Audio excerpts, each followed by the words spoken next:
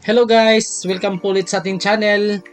For today's video, ito po yung i-review natin ngayon, ang 2026 Toyota Vios ATEV 1.5G CVT. Tara, let's go!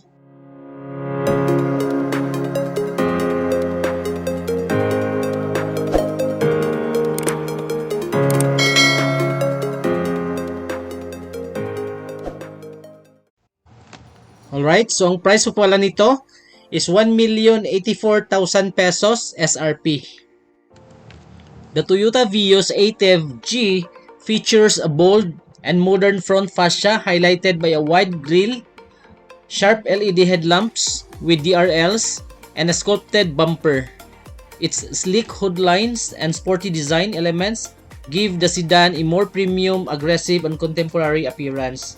For the headlights, we have here sleek LED projector headlamps and integrated LED daytime running lights.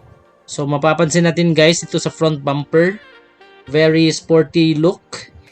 And meron tayong nakikita ditong parang design dito sa baba for aerodynamics and sporty look design. Meron din tayo nakikita ditong sensors, dalawa sa front.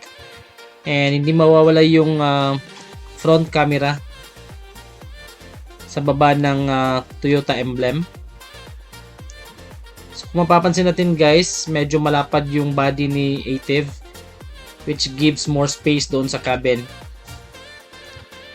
So ito lang yung medyo hindi ko nagustuhan, yung parang may piano black finish na design sa baba sa mga bumper. And I think the purpose of that is for aerodynamics. This ATEV po pala is built on the Daihatsu New Global Architecture or the DNGAB platform, which it shares with the latest generation of Avanza and the Veloz. So dito tayo guys sa side profile, mapapansin natin yung mags for this G variant, two-tone machine cut alloy. So yung gulong po is Dunlop. Then yung dimension po ng tires and rims natin is 205/50 R17. So medyo maganda yung design. Nagustuhan ko yung design guys ng rim. Very elegant. So dito tayo sa side profile. Very elegant tingnan yung mags natin. Especially pag tumatakbo itong ATEV. So for the side mirror, naka-body color, of course, meron tayong turn signal light repeater. And yung maganda dito sa G variant is naka 360 na po yung camera.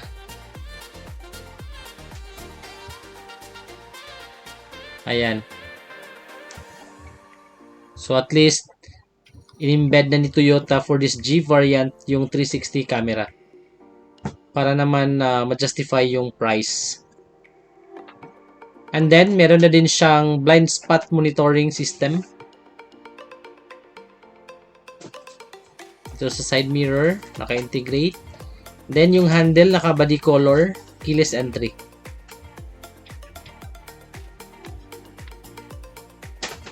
Now, in terms of the stopping force, dito sa likod, naka-drum type. Hindi pa siya disc brake.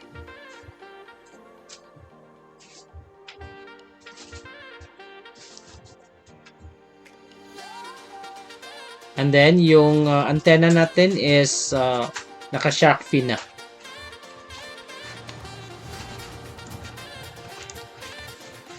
Dito naman sa likod, it has a stylish design with sleek LED tail lights and a sable trunk spoiler. And of course, meron siyang sculpted bumper that create a modern, sporty, and refined appearance. So medyo the same yung design dito for the E variant, G, and I think for the hybrid variant. So of course, yung third brake light natin naka-LED. And then I believe the aerodynamics design sa front is consistent dito sa likod. And parang may black piano finish na accent sa baba. So yung emblem natin for the Vios ATEV.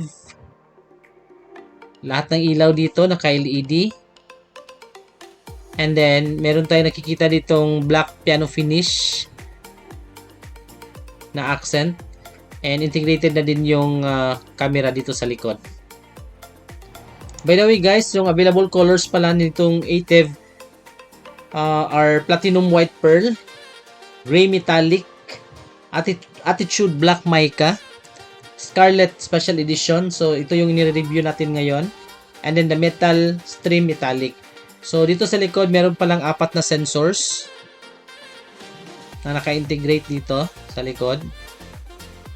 Now, in terms of suspension naman, it features a MacPherson strut sa front and torsion beam naman dito sa likod para makapagbigay ng very comfortable ride, stable handling, and dependable performance para sa pang-araw-araw na biyahe. By the way, yung drivetrain panel nito is front-wheel drive. It has a maximum output of 105 horsepower and a maximum torque of 138 Nm. Euro 4 compliant, fuel capacity is 40 liters. And then yung dimension naman nito is 4,425 mm for the length, 1,740 mm for the width, and yung height naman niya is 1,480 mm. Wheelbase is 2,620 mm, and then the turning circle is 10 meters, ground clearance of 160 mm, and of course yung trunk capacity niya is 326 liters. Alright, so dito naman tayo sa loob ng cabin. So makikita natin guys na hindi siya naka-leather yung mga upuan. Fabric yung design dito. And merong parang accent dito na silver din sa upuan. Consistent dito sa passenger side.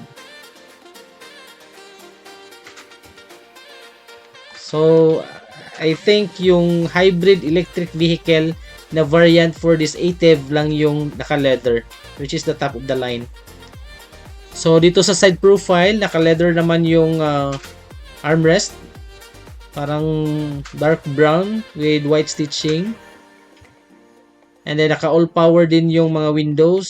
Parang may accent dito na piano black finish na may groove. Then yung lock unlock, and then yung adjustment ng side mirrors. Yung handle naka silver matte finish. So parang may accent dito na piano black finish, which gives an elegant look dito sa side profile ng door. So yung adjustment ng mga upuan is naka-manual lang for the driver and passenger, of course. So yung pag-open ng trunk at saka yung gasoline cover. So meron ditong traction control and parking sensor. Then naka-soft touch yung cup holder dito sa driver side. And I think this is consistent din doon sa passenger side. Ayan yung cup holder. Naka-soft touch with white stitching. So pasok tayo. So dito sa steering wheel, naka-leather wrap with black stitching. Very elegant din yung leather wrap dito for the steering wheel. So merong mga controls dito for the infotainment connected dito sa steering wheel. Sa kabila, yung mga modes. So yung paddle shifters.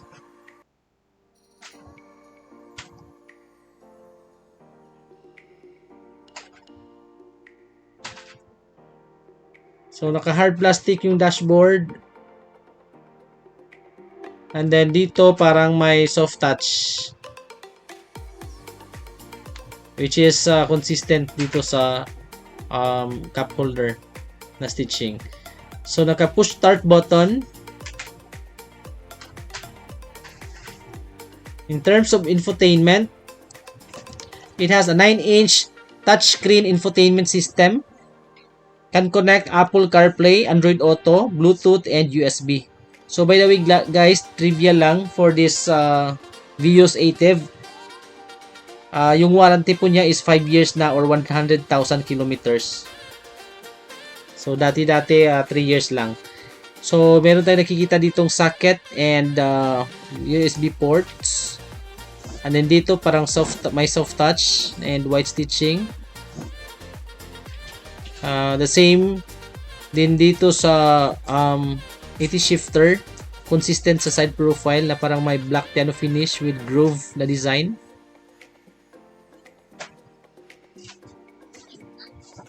So meron ditong lock for the shifter. Pero wala tayong nakikita ditong lagay ng gamit or cup holder. Manual pa din yung handbrake.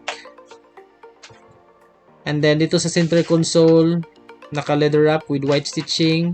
Medyo maliit lang yung space din dito sa center console.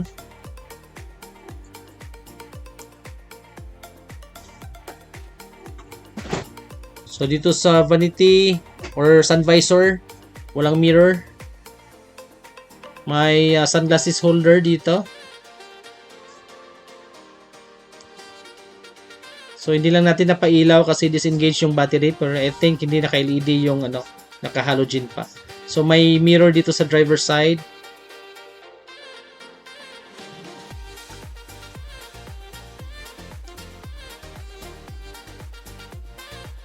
Sa second row seats, wala tayong napapansin na center console.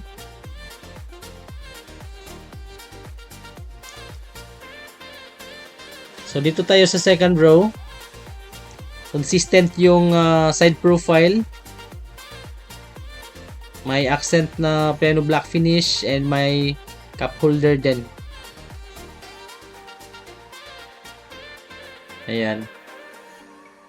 And of course, lagay ng gamit sa baba. Ayan, consistent yung dito. Yung look and feel.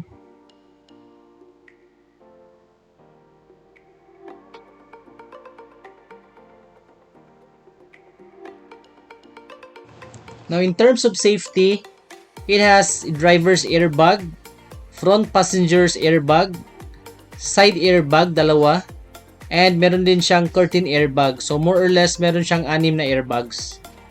And then, of course, electronic brake force distribution or the EBD, the anti-lock brake system or the ABS with EBD and brake assist, immobilizer, security alarm, stability control, electronic door locks, speed sensing door locks, ISOFIX, and of course yung pinakita natin kanina, the blind spot detection system.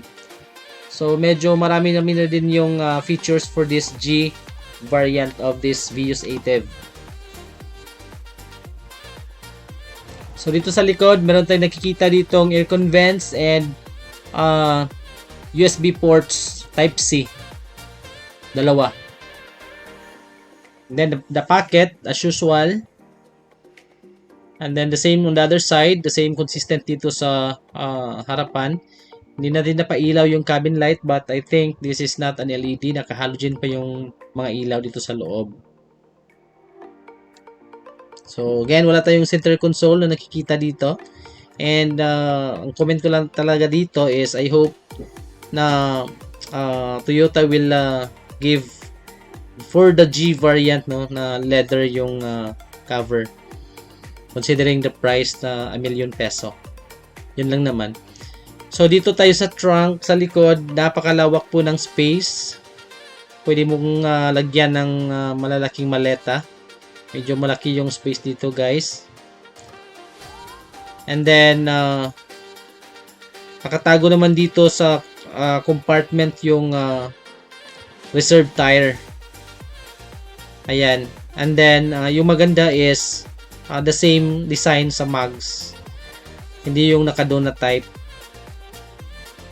So, very good. Alright. So, gusto ko lang magpasalamat sa Toyota Lapu-Lapu City branch.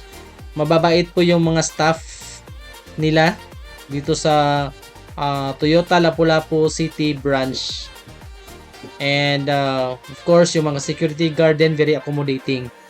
So thank you Toyota Lapu-Lapu for allowing me to review your units, especially this new model of Vios, the ATEV.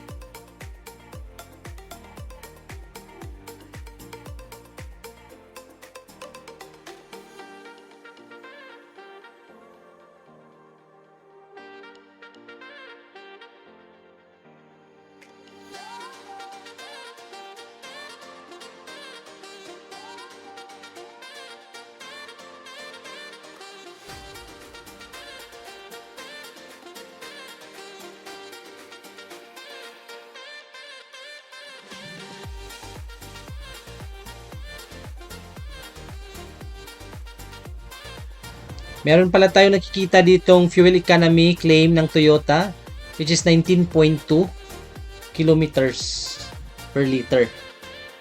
So, hindi tayo nakapag-test drive and I hope na exact yung naging claim ni Toyota. Alright, so thank you guys for watching and see you sa mga next video natin. Please don't forget to like, comment, and subscribe to my channel, DMB Car Reviews. Thank you guys for watching. Bye and God bless.